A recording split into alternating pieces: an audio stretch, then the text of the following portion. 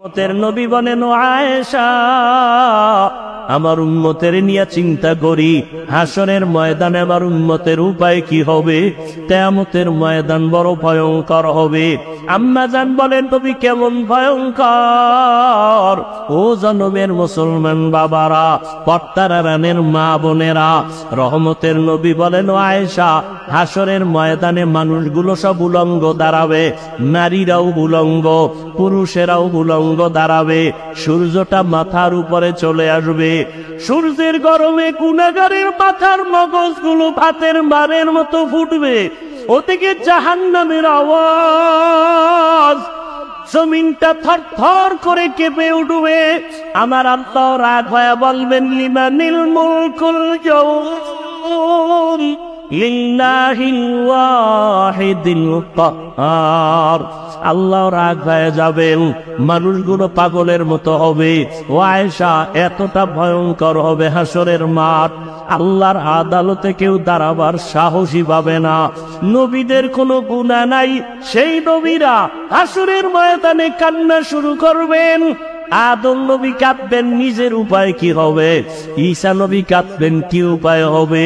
মুসা নবী কান্না করবেন, কি উপায় হবে? ইব্রাহিম নবীও কাঁদবেন, কি উপায় হবে? উম্মতের চিন্তা কেউ করবেন না।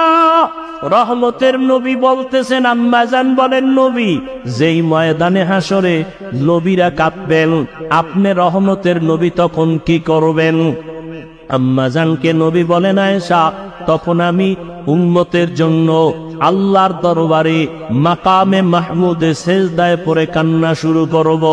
মুসা নবী নিজেরে নিয়ে কাঁদবেন, ঈসা নবী নিজের কথা বলবেন আর কাঁদবেন, আদম নবী নিজের চিন্তা করবেন আর আমি এমন রহমতের নবী, আমি আবার মাওলার দরবারে সেজদায় পড়ে কাঁদবো।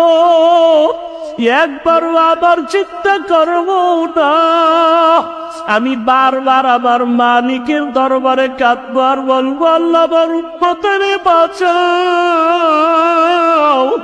আমার উম্মতের বাঁচাও, আমার উম্মতের বাঁচাও।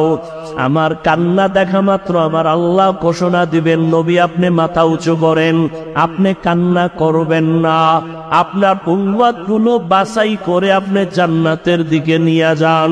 আল্লাহ অর্ডার দেওয়া মাত্র আমি আমার উম্মতগুলো ধরে ধরে জান্নাতের পথের দিকে নিব।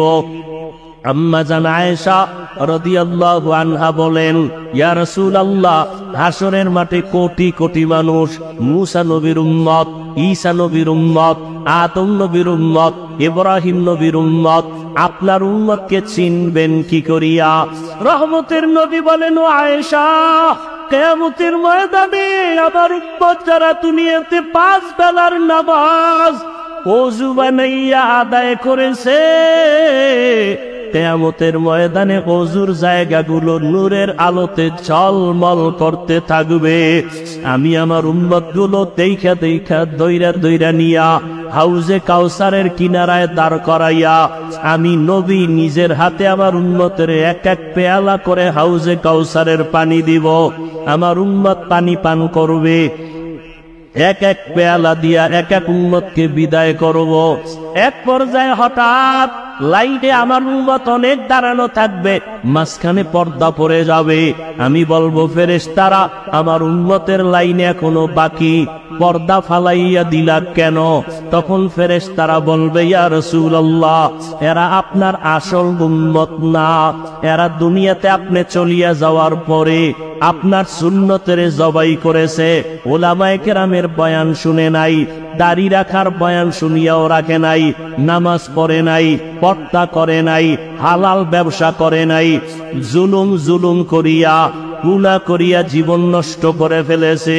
আল্লাহর নবী বলেন, আয়েশা, তখন আমি আমার ওই 2 নম্বর গুনাহগার উম্মতদের ধমক দিয়া আমি বলবো, সকান সকা লিমান গায়্যারা মিন বাদি, সুন্নতের যারা জবাই করছো, আমার দাঁত ভাঙ্গা 3 যারা হেফাজতের চেষ্টা করো নাই, নামাজ পড়ো নাই, তোমরা আমার উম্মত না। সাথে সাথে গায়বী আওয়াজ আসতে থাকবে, এদেরকে জাহান্নামের শিকল লাগাইয়া দাও। وسيق الذين كفروا إلى جهنم زمرا حتى إذا جاءوها فتحت أبوابها وقال জাহান্নামের আগুন কত ভয়ঙ্কর, সূর্যের গরম সহ্য করতে পারো না রে বাবা, একটা পেটের বাড়ি সহ্য করা যায় না। কিয়ামতের ময়দানে সূর্য মাথার উপরে যখন আসবে, কেমন করে সহ্য করবারে যুবক? পায়ে হাত রেখে বলি এখনো তওবা করে নাও। জীবনে তো দাড়ি কম কাটো নাই, বেপরদায় কম চলো নাই, জীবনে তো গুনাহ কম করো নাই, আর কত মরণের ভয় কি অন্তরে আসে না? এখনো যদি তওবার নিয়ত থাকে তওবা করো, মনে মনে আমার আল্লাহকে ডাকো, হে মালিক। এই ময়দানে মনে হয় আমার মতো গুনাহগার আর কেউ নাই। আমার মা বাবা কেউ জানেন আমি কত বড় গুনাহগার, আমার স্ত্রী জানে না আমি বড় অপরাধী, আমার সন্তান জানেন আমি কত বড় অন্যায়কারী। ও আল্লাহ, তুমি জানো আমার হাতের দ্বারা কত গুনাহ করেছি। ও আল্লাহ, তুমি জানো আমার চোখের দ্বারা কত গুনাহ করেছি। ও আল্লাহ, তুমি জানো আমি জবানের দ্বারা কত গুনাহ করেছি। ও আল্লাহ, তুমি তো জানো অন্ধকারে বসিয়া বাতি বন্ধ করে কত গুনাহ করেছি। মনে হয় জানো গুনার কারণে আমার হাত না পাক, আমার চোখ না পাক, আমার জিহ্বা না পাক, আমার অন্তর না পাক। ও আল্লাহ, জানি না কোন দিন আজরাইল হাজির হইয়া যায়, কোনদিন জানি আমার সন্তান থুইয়া কবরে যায়।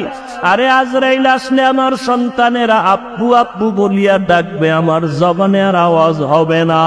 আমার মা বলবে আমার সন্তান, আর আওয়াজ দেওয়া যাবে না।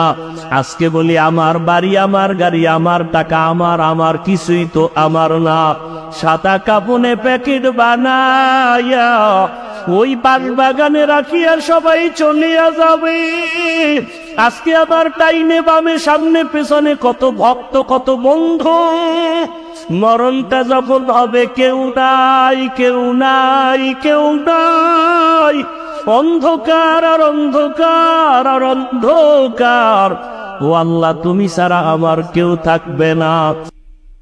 আল্লাহ তাআলা বলেন, ওয়াম্মা মান খাফা মাকাম রাব্বিহি ওয়া নাহান নাফসা আনিল হাওয়া ফাইন্নাল জান্নাতা হিয়াল মাওয়া। হাসরের দিন আল্লাহর আদালতের সামনে দাঁড়াইয়া হিসাব দেওয়ার ভয় অন্তরে জমা করে দুনিয়ায় বসে যারা গুনাহ থেকে নিজেকে বাঁচায় রাখবে, আল্লাহ বলেন আমি ওয়াদা করলাম তাকে বিনা হিসাবে জান্নাত দিয়ে দেব। আতিনা ফি দারে দুনিয়া না হাসান, আতিনা ফি দারে উকবা না হাসান, ইয়া গিয়াসাল মুস্তাগীসিন হদিনা লফতিখারা বিল উলুমে ওয়াল গিনা। কার ভয়? আল্লাহর ভয়।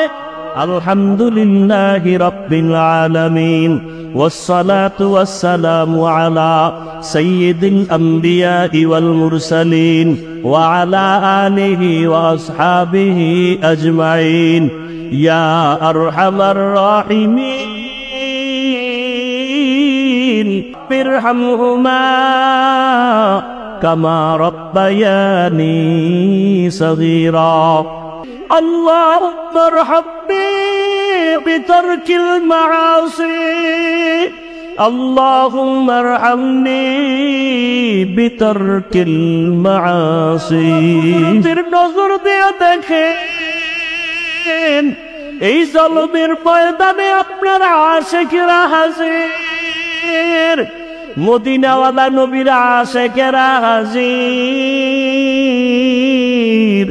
কত উলামায়ে কেরাম, কত মুরব্বী হাজী সাহেব, কত ব্যবসায়ী, কত চাকরিজীবী।